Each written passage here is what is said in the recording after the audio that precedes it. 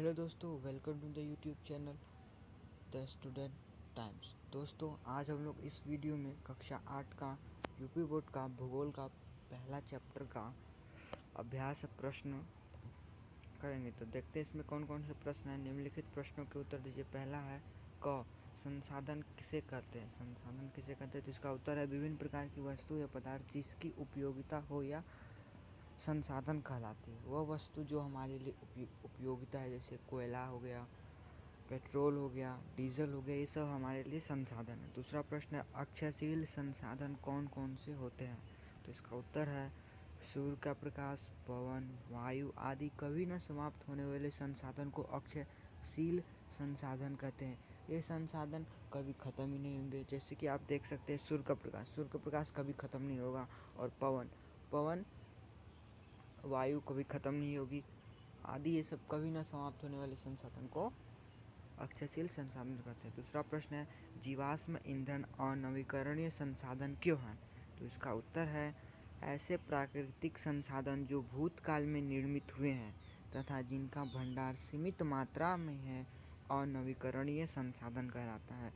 यहाँ पे देखिए बोल रहा है ऐसे प्राकृतिक संसाधन जो भूतकाल में निर्मित हुए हैं, वो प्राकृतिक संसाधन जो कि बहुत पहले टाइम, हजारों करोड़ों वर्ष साल पहले, भूत मतलब पीछे, भूत का मतलब होता है पीछे, काल मतलब पीछे, ले काल में जो बना हुआ है उसे हम जीवाश्म में ईंधन भी कहेंगे। और यहाँ पे अनवीकरणीय संसाधन भी कहा जाता है इसको। संसाधन का एक बार उपयोग कर लेने के बाद इन्हें पुनः प्राप्त नहीं किया जा सकता।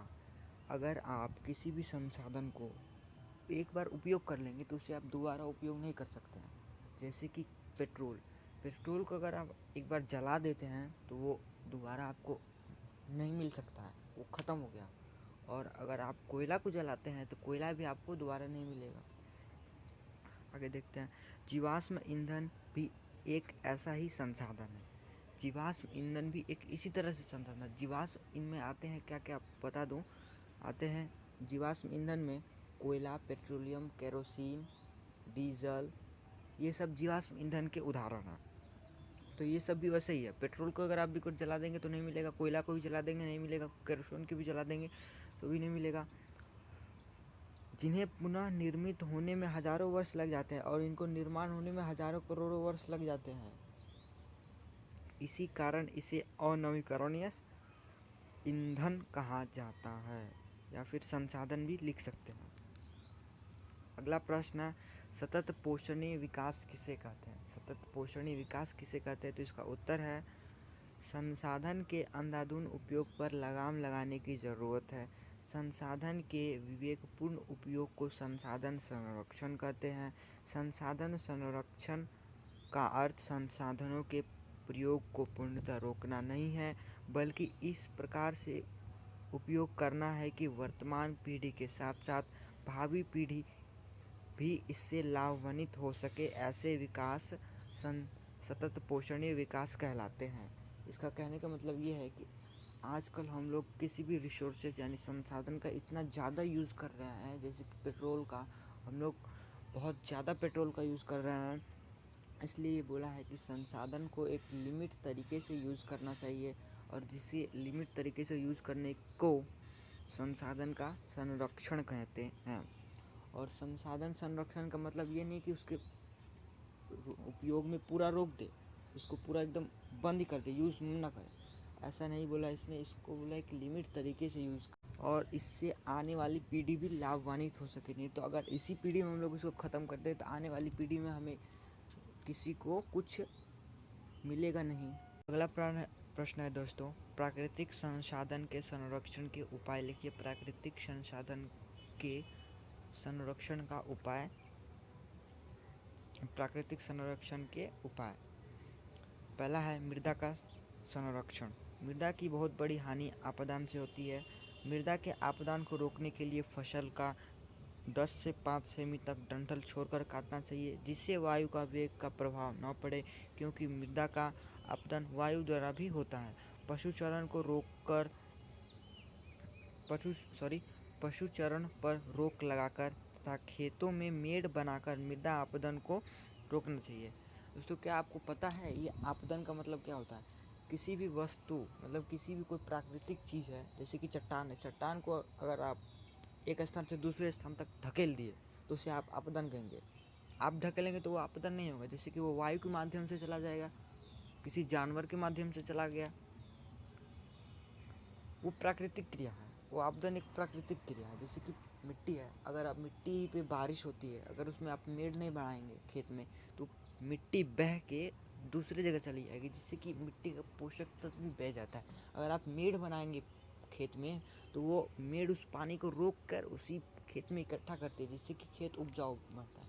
और पशु चारण को भी रोकना चाहिए, पशु से भी बहुत आपदन वगैरह होते हैं। अगला पॉइंट है वृक्षों का संचारण। औद्योगिक क्रांति के बाद वनों का बड़े पैमाने पर ध्वंस हुआ है तथा वृक्षारोपण को बढ़ावा देकर वन संपदा की वृद्धि की जा सकती है। वृक्षारोपण द्वारा मिट्टी के कटाव को भी कम किया जा सकता है, क्योंकि मिट्टी का कटाव वृक्ष के बढ़ने से नहीं हुआ। अगर हम वृक्ष की संख्या बढ़ा दें तो हमारा मृदा अपरदन कम हो जाएगा, क्योंकि वृक्ष की जो जड़ें होती हैं वो मृदा को एक अच्छे पकड़ से पकड़ लेती है, जिससे छोड़ती नहीं है वो। चाहे उस पर आप कितना भी अगर वृक्ष को काट देंगे तो उसका जड़ निकाल के अगर देखिएगा तो उसका जड़ किस तरह से होता है। अगला पॉइंट है खनिज संरक्षण। खनिज के संरक्षण के लिए इसका बहुत सोच विचार कर उपयोग करना चाहिए। दुर्लभ या कम मिलने वाले खनिजों के लिए वैकल्पिक खोज करना चाहिए। जो खनिज का हम उपयोग करते हैं उसका एक सोच समझ के उपयोग करना चाहिए। जैसे कि हमको यहाँ से अगर बाज़ार जाना है, आपका घर बाज़ार के पास ही है, तो आप बाइक या स्कूटी या कार से मत जाइए। जहाँ पे अगर आपके पास साइकिल है उससे जाइए, आप पैदल है उससे जाइए, क्योंकि आप उससे आप जाएंगे तो आपको बेनिफिट भी होगा, कुछ चलेंगे दौड़ेंगे साइकिल चलाएंगे, जिससे कि आपको फ़ायदा होगा। अगर आप वही स्कूटी या बाइक से जाते हैं तो उसमें आपका फालतू में फ्यूल खर्चा होगा। अगला पॉइंट है जल का संरक्षण। जल का संरक्षण जीवन का संरक्षण है, क्योंकि पुराणों में भी कहा गया है कि जल ही जीवन है। यहाँ पे जल का संरक्षण किस प्रकार होता है ये देखेंगे। यहाँ पे पहला लिख दिया है कि जल का संरक्षण जीवन का संरक्षण है। अगर हम जल को बचाएंगे तो हमारा जीवन भी बचेगा। जल का प्राकृतिक स्रोत वर्षा है।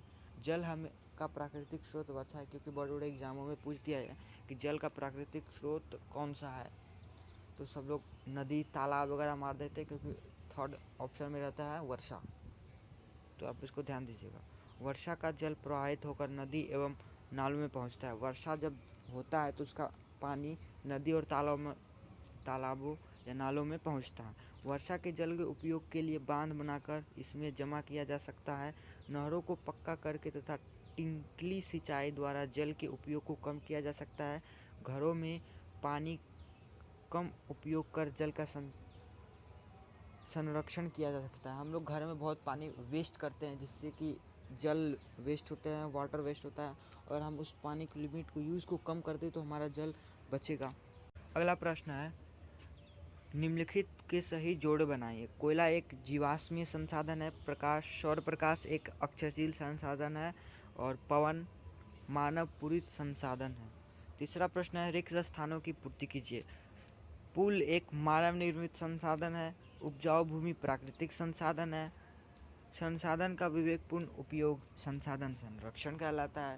दोस्तों, ये हमारा कक्षा 8 का भूगोल का पहला चैप्टर का अभ्यास प्रश्न यहाँ पे कंप्लीट हुआ। तो फिर मिलेंगे नेक्स्ट वीडियो में। जय हिंद।